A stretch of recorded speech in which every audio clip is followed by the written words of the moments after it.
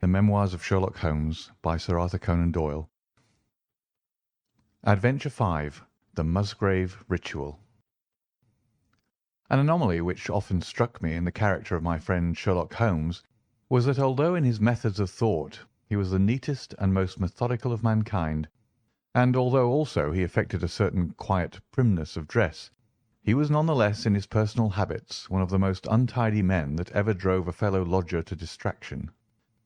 Not that I am in the least conventional in that respect myself. The rough-and-tumble work in Afghanistan, coming on the top of a natural bohemianism of disposition, has made me rather more lax than befits a medical man. But with me there is a limit, and when I find a man who keeps his cigars in the coal-scuttle, his tobacco in the toe-end of a Persian slipper, and his unanswered correspondence transfixed by a jackknife into the very centre of his wooden mantelpiece, then I begin to give myself virtuous airs. I have always held, too, that pistol practice should be distinctly an open-air pastime, and when Holmes, in one of his queer humours, would sit in an armchair with his hair trigger and 100 Boxer cartridges, and proceed to adorn the opposite wall with a patriotic V.R. done in bullet pocks, I felt strongly that neither the atmosphere nor the appearance of our room was improved by it.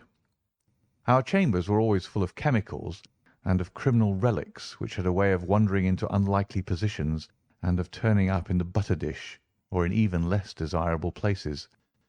But his papers were my great crux. He had a horror of destroying documents, especially those which were connected with his past cases, and yet it was only once in every year or two that he would muster energy to docket and arrange them.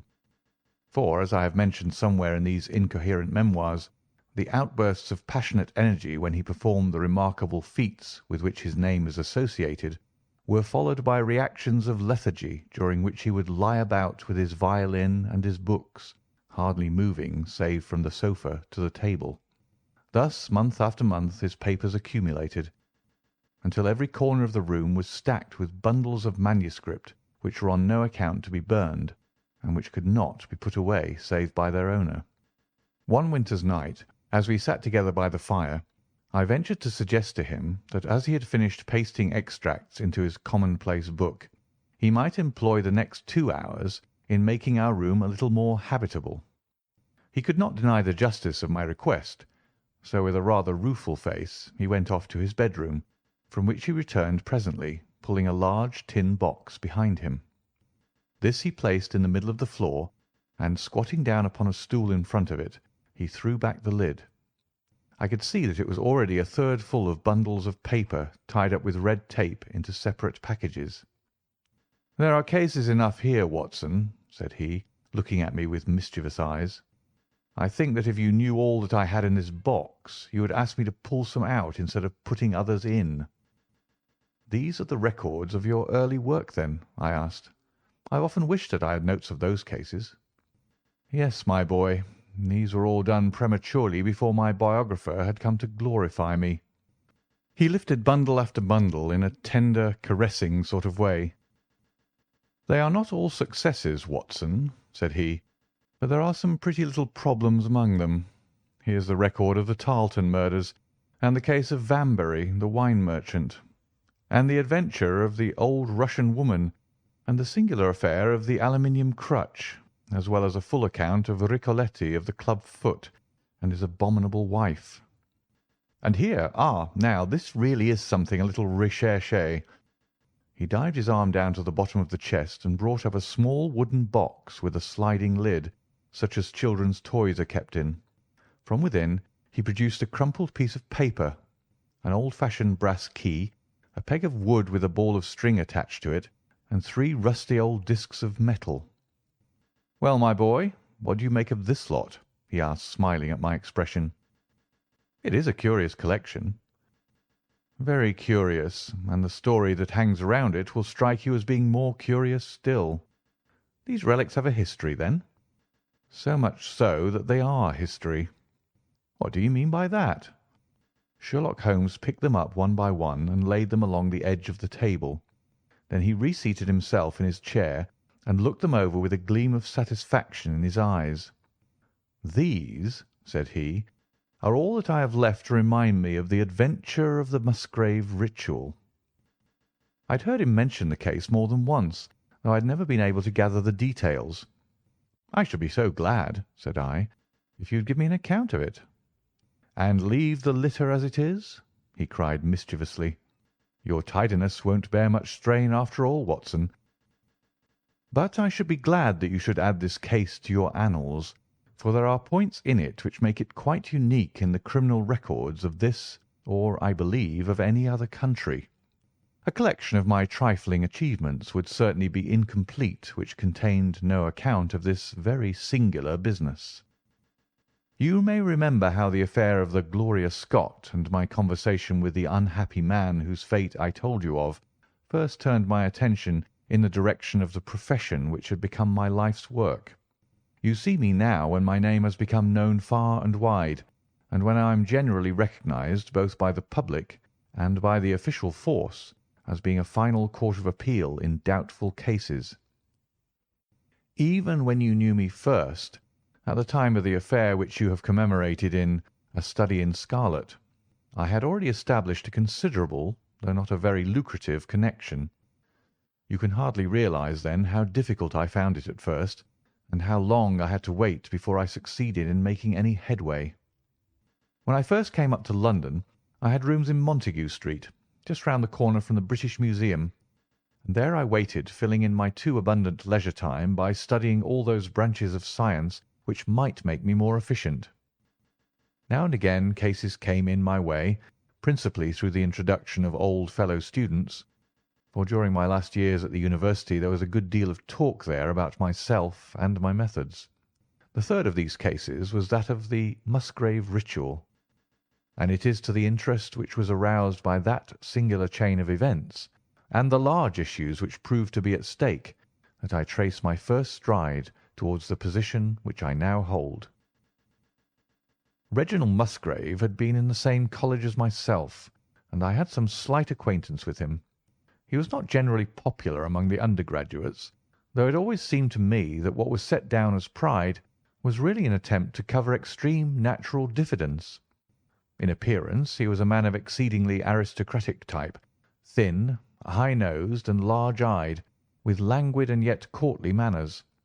He was indeed a scion of one of the very oldest families in the kingdom, though his branch was a cadet one which had separated from the northern Musgraves some time in the 16th century, and had established itself in western Sussex, where the manor house of Hurlstone is perhaps the oldest inhabited building in the county.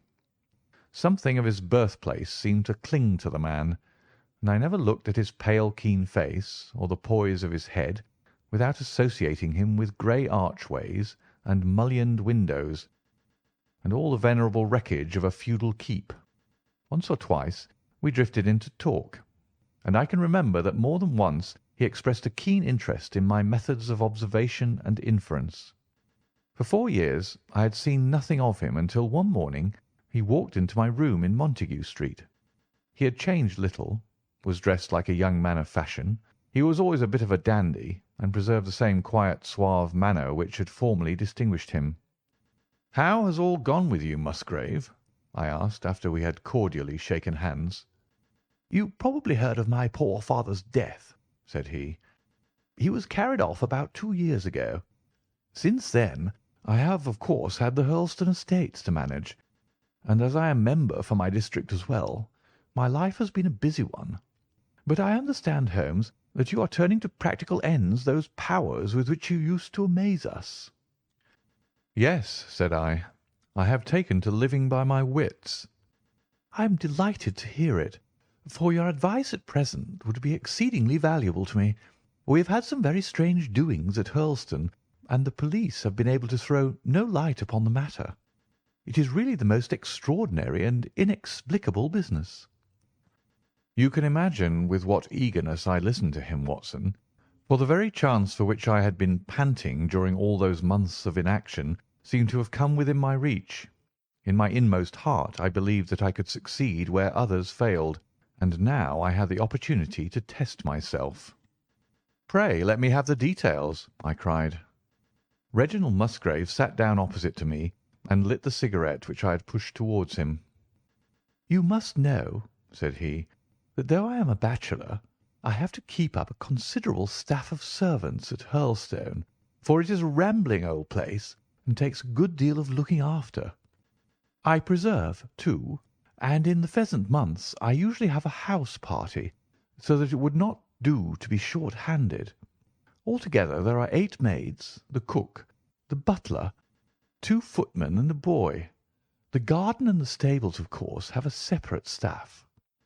Of those servants, the one who had been longest in our service was Brunton the butler. He was a young schoolmaster out of place when he first taken up by my father, but he was a man of great energy and character, and he soon became quite invaluable in the household. He was a well-grown, handsome man with a splendid forehead, and though he has been with us for 20 years, he cannot be more than 40 now. With his personal advantages and his extraordinary gifts, for he can speak several languages and play nearly every musical instrument, it is wonderful that he should have been satisfied so long in such a position, but I suppose that he was comfortable and lacked energy to make any change. The butler of Hurlstone is always a thing that is remembered by all who visit us.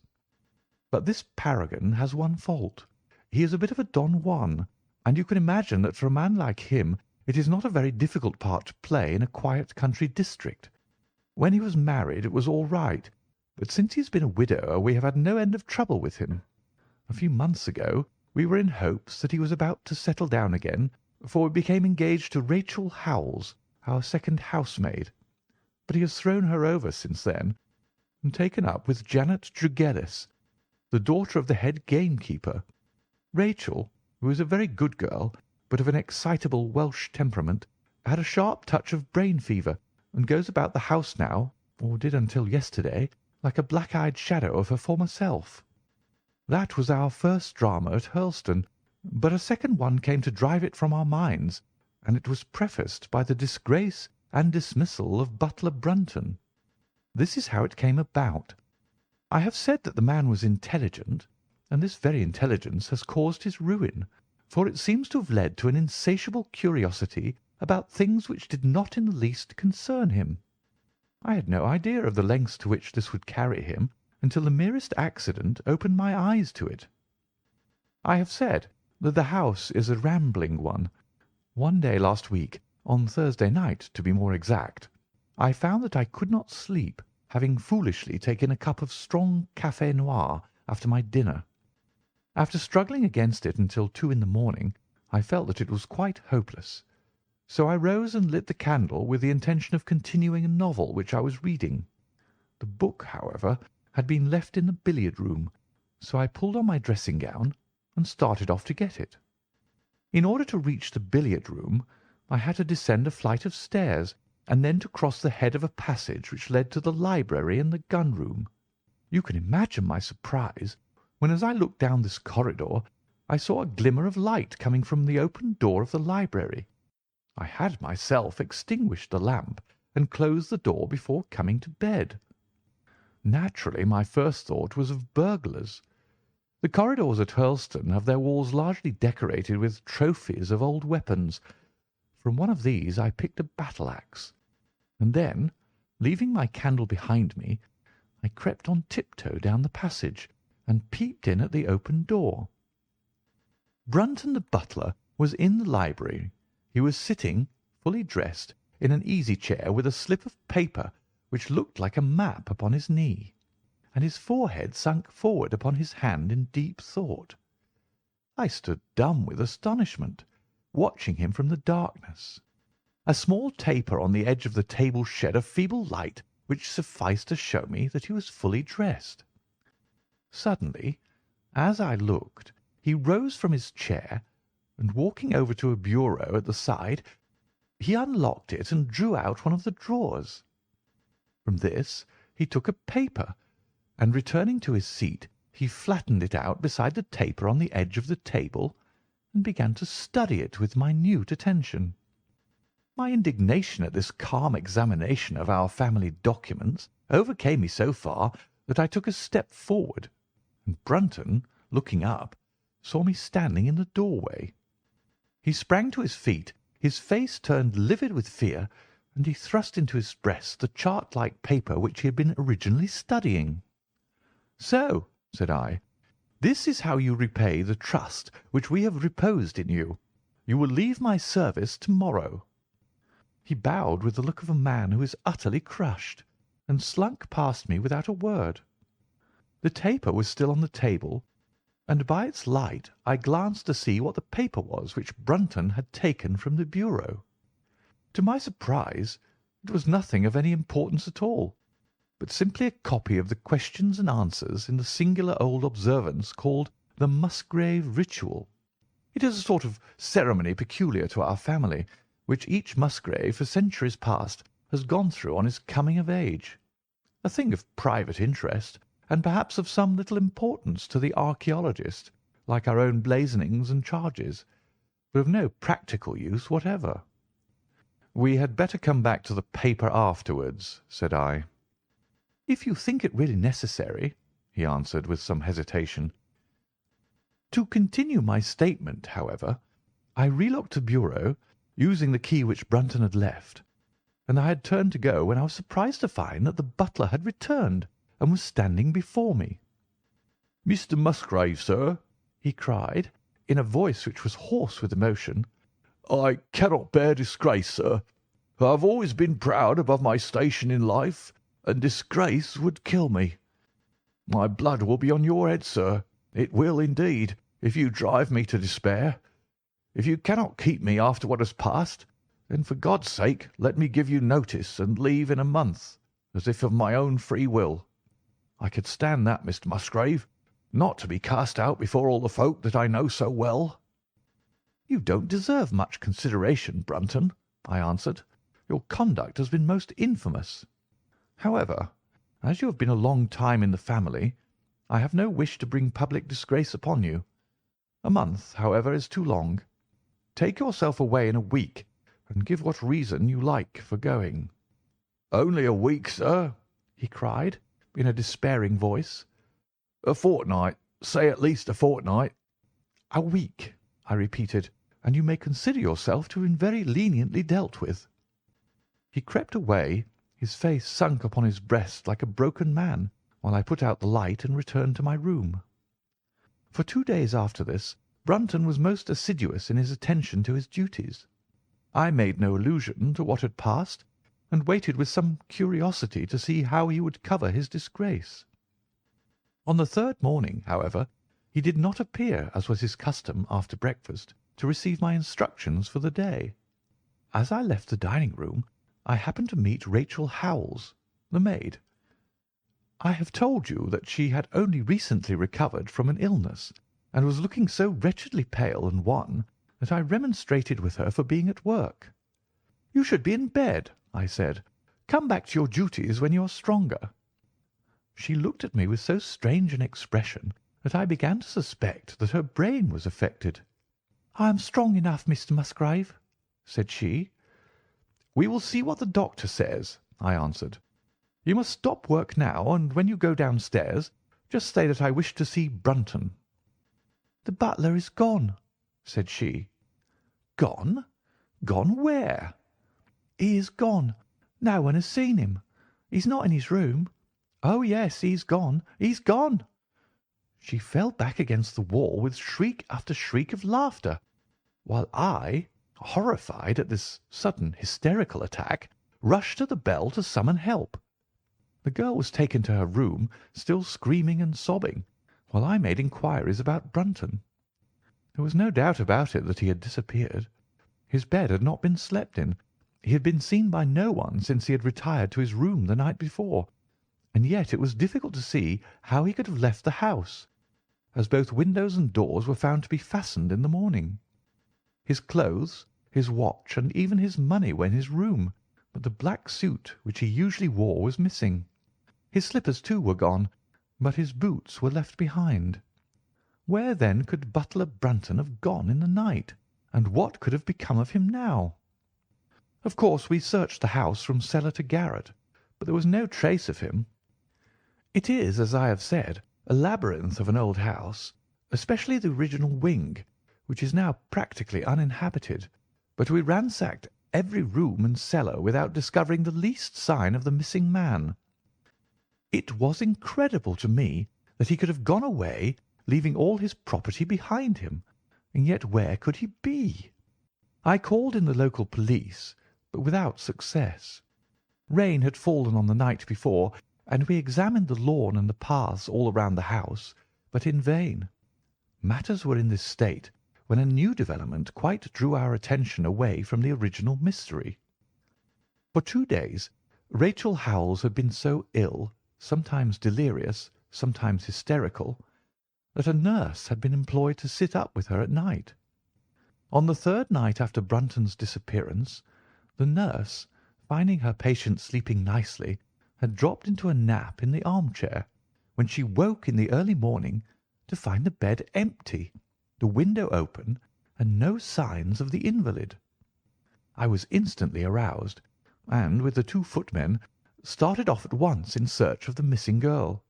It was not difficult to tell the direction which she had taken, for, starting from under her window, we could follow her footmarks easily across the lawn to the edge of the mere, where they vanished close to the gravel path which leads out of the grounds. The lake there is 8 feet deep, and you can imagine our feelings when we saw that the trail of the poor demented girl came to an end at the edge of it. Of course we had the drags at once, and set to work to recover the remains, but no trace of the body could we find. On the other hand, we brought to the surface an object of a most unexpected kind.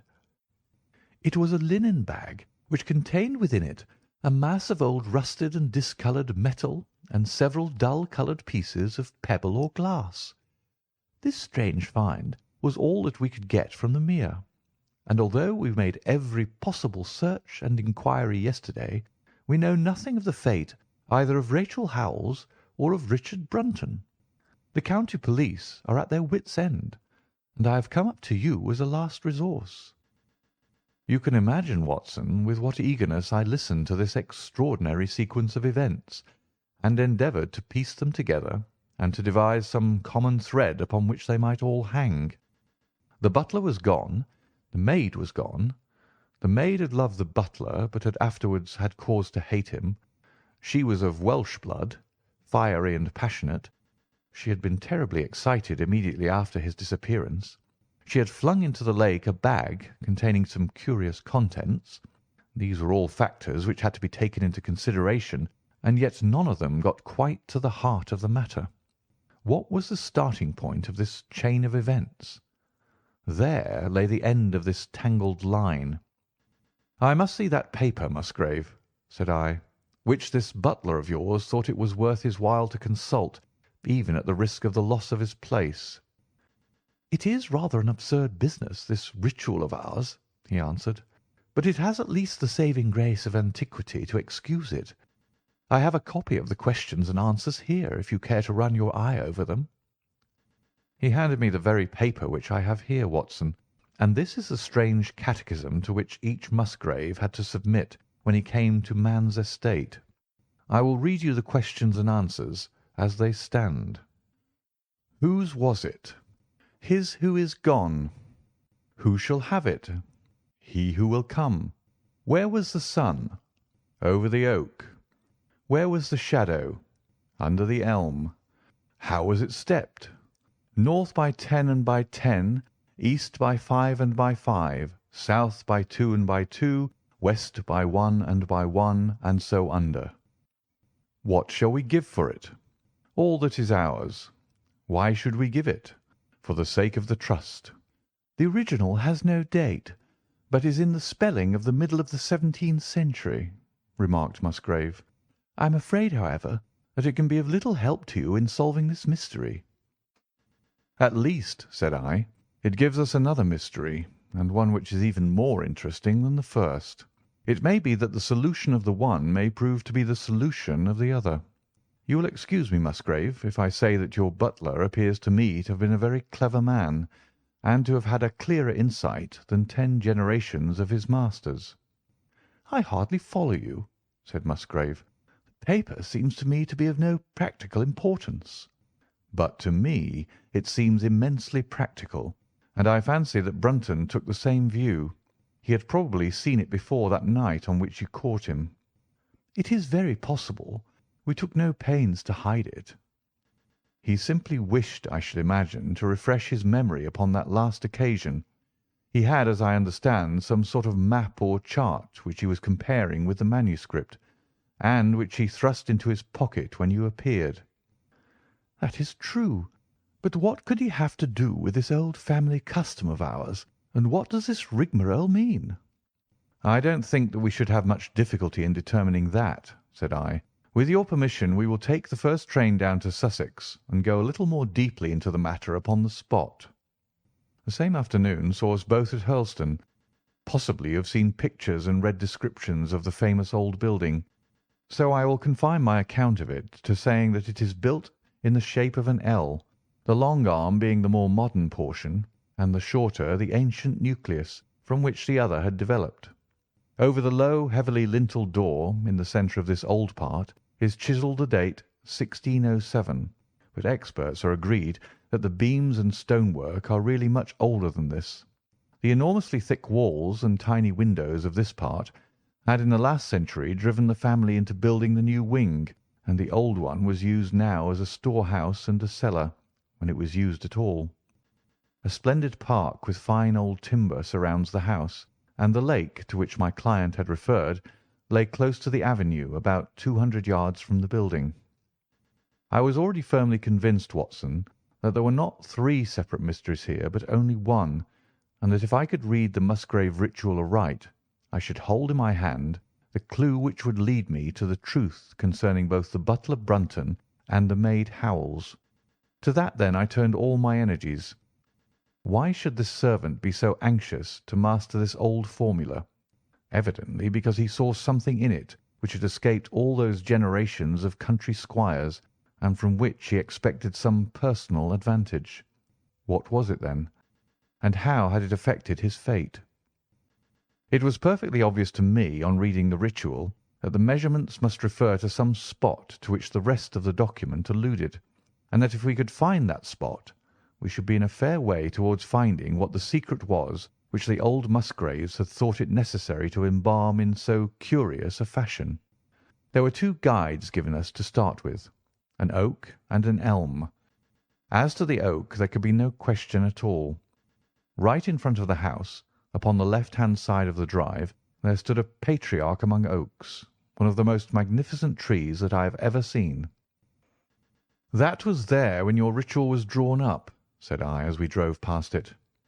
"It was there at the Norman Conquest in all probability," he answered. "It has a girth of 23 feet. "Have you any old elms?" I asked. "There used to be a very old one over yonder, but it was struck by lightning 10 years ago, and we cut down the stump." "You can see where it used to be?" "Oh, yes." "There are no other elms?" "No old ones, but plenty of beeches." "I should like to see where it grew." We had driven up in a dog-cart, and my client led me away at once, without our entering the house, to the scar on the lawn where the elm had stood. It was nearly midway between the oak and the house. My investigation seemed to be progressing. "I suppose it is impossible to find out how high the elm was?" I asked. "I can give you it at once. It was 64 feet." "How do you come to know it?" I asked in surprise. "When my old tutor used to give me an exercise in trigonometry, it always took the shape of measuring heights. When I was a lad, I worked out every tree and building in the estate." This was an unexpected piece of luck. My data were coming more quickly than I could have reasonably hoped. "Tell me," I asked, "did your butler ever ask you such a question?" Reginald Musgrave looked at me in astonishment. "Now that you call it to my mind," he answered, "Brunton did ask me about the height of the tree some months ago, in connection with some little argument with the groom." This was excellent news, Watson, for it showed me that I was on the right road. I looked up at the sun. It was low in the heavens, and I calculated that in less than an hour it would lie just above the topmost branches of the old oak. One condition mentioned in the ritual would then be fulfilled, and the shadow of the elm must mean the farther end of the shadow. Otherwise the trunk would have been chosen as the guide. I had then to find out where the far end of the shadow would fall when the sun was just clear of the oak. That must have been difficult, Holmes, when the elm was no longer there.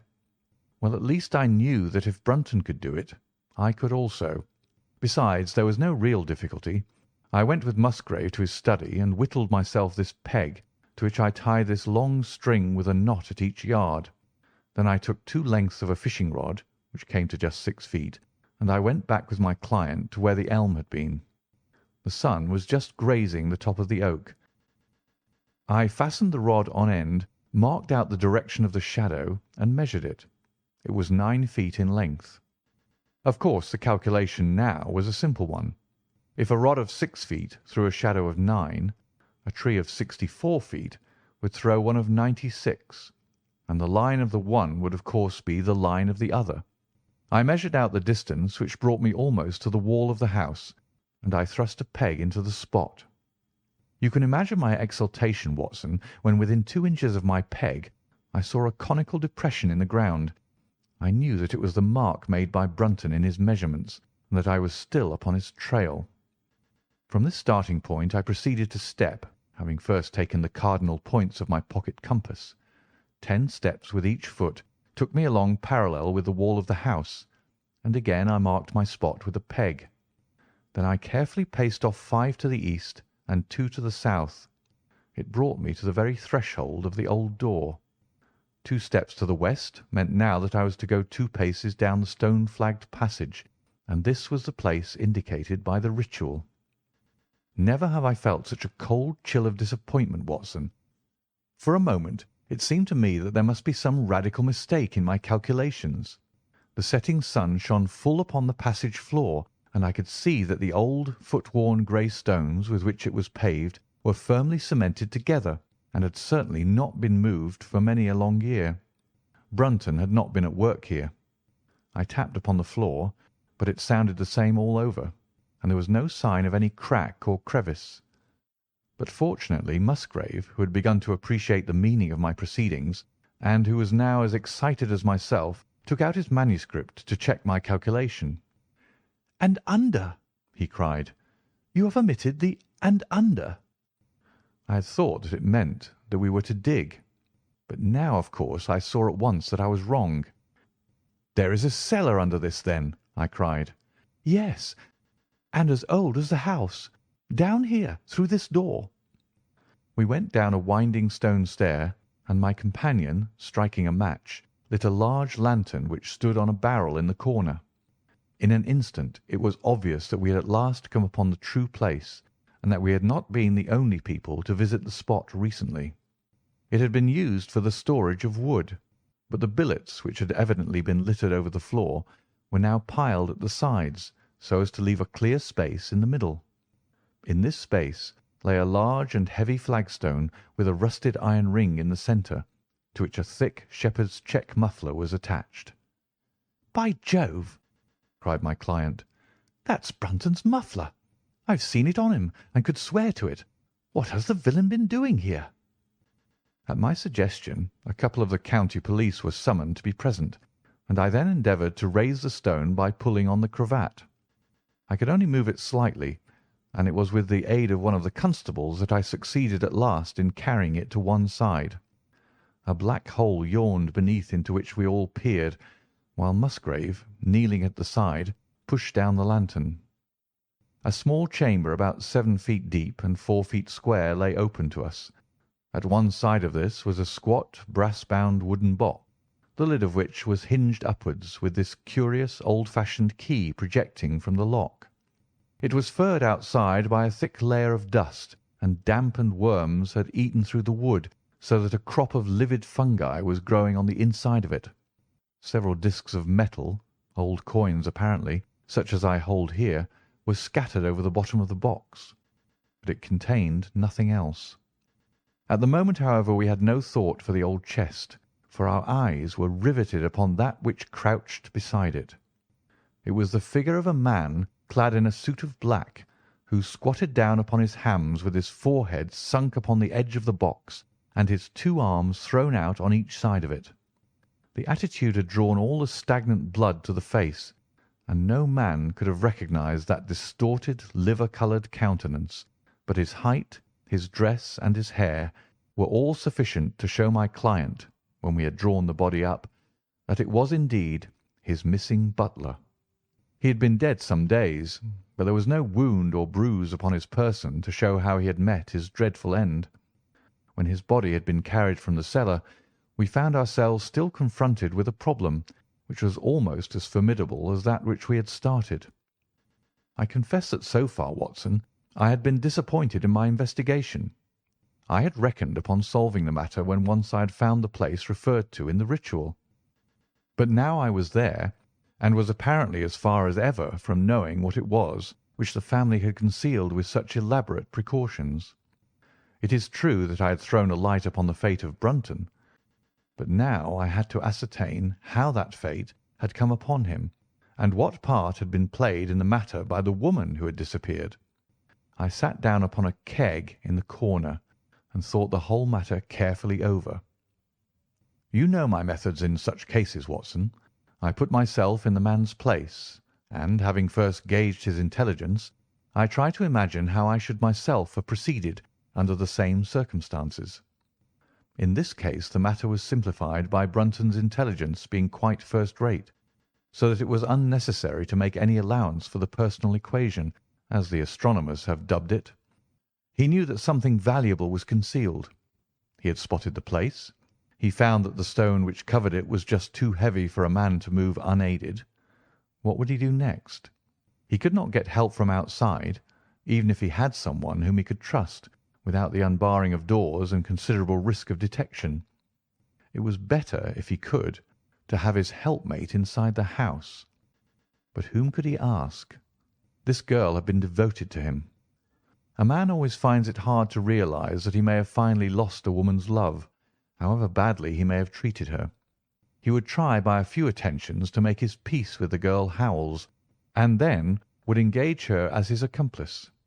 Together they would come at night to the cellar, and their united force would suffice to raise the stone. So far I could follow their actions as if I had actually seen them. But for two of them, and one a woman, it must have been heavy work, the raising of that stone.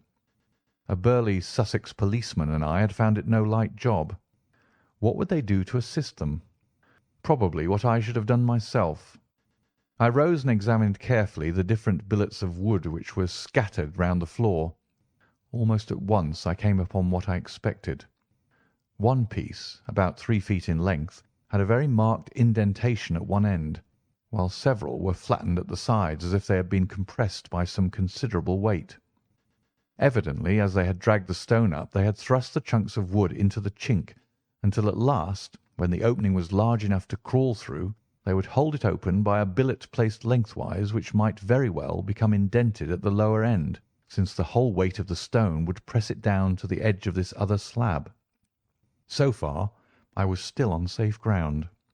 And now how was I to proceed to reconstruct this midnight drama? Clearly only one could fit into the hole, and that one was Brunton. The girl must have waited above. Brunton then unlocked the box, handed up the contents, presumably, since they were not to be found, and then what happened? What smouldering fire of vengeance had suddenly sprung into flame in this passionate Celtic woman's soul when she saw the man who had wronged her perhaps far more than we suspected, in her power? Was it a chance that the wood had slipped and that the stone had shut Brunton into what had become his sepulchre? Had she only been guilty of silence as to his fate? Or had some sudden blow from her hand dashed the support away and sent the slab crashing down into its place?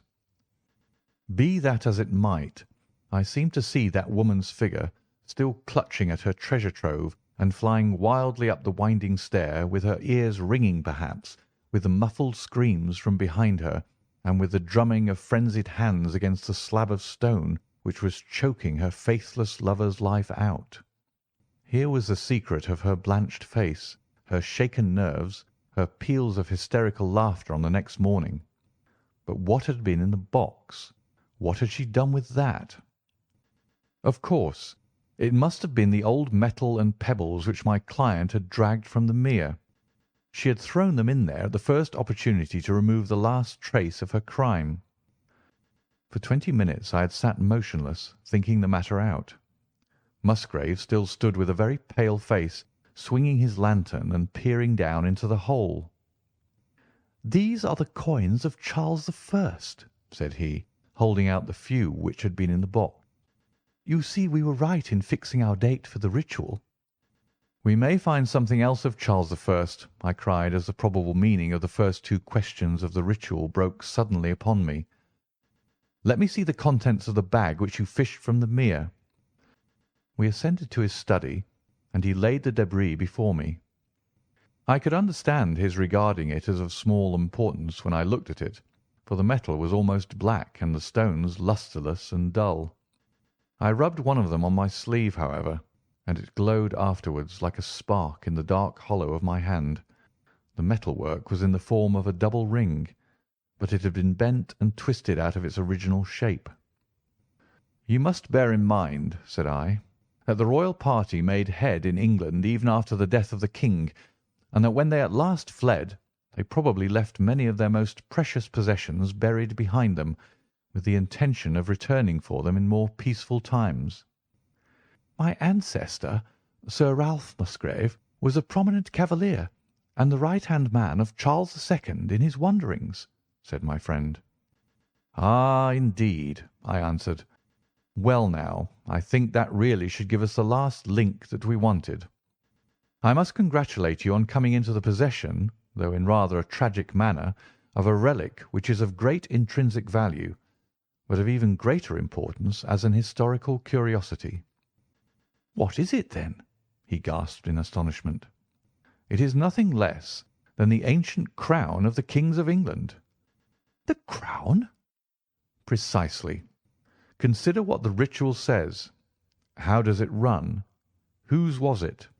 His who is gone. That was after the execution of Charles. Then, who shall have it? He who will come. That was Charles II, whose advent was already foreseen. There can, I think, be no doubt that this battered and shapeless diadem once encircled the brows of the royal Stuarts." "And how came it in the pond?" "Ah, that is a question that will take some time to answer." And with that I sketched out to him the whole long chain of surmise and of proof which I had constructed. The twilight had closed in, and the moon was shining brightly in the sky before my narrative was finished. "And how was it, then, that Charles did not get his crown when he returned?" asked Musgrave, pushing back the relic into its linen bag. "Ah, there you lay your finger upon the one point which we shall probably never be able to clear up. It is likely that the Musgrave who held the secret died in the interval, and by some oversight left this guide to his descendant without explaining the meaning of it. From that day to this it has been handed down from father to son, until at last it came within reach of a man who tore its secret out of it and lost his life in the venture. And that's the story of the Musgrave Ritual, Watson. They have the crown down at Hurlstone, though they had some legal bother and a considerable sum to pay before they were allowed to retain it. I am sure that if you mentioned my name, they would be happy to show it to you. Of the woman nothing was ever heard, and the probability is that she got away out of England and carried herself and the memory of her crime to some land beyond the seas. End of the Musgrave Ritual.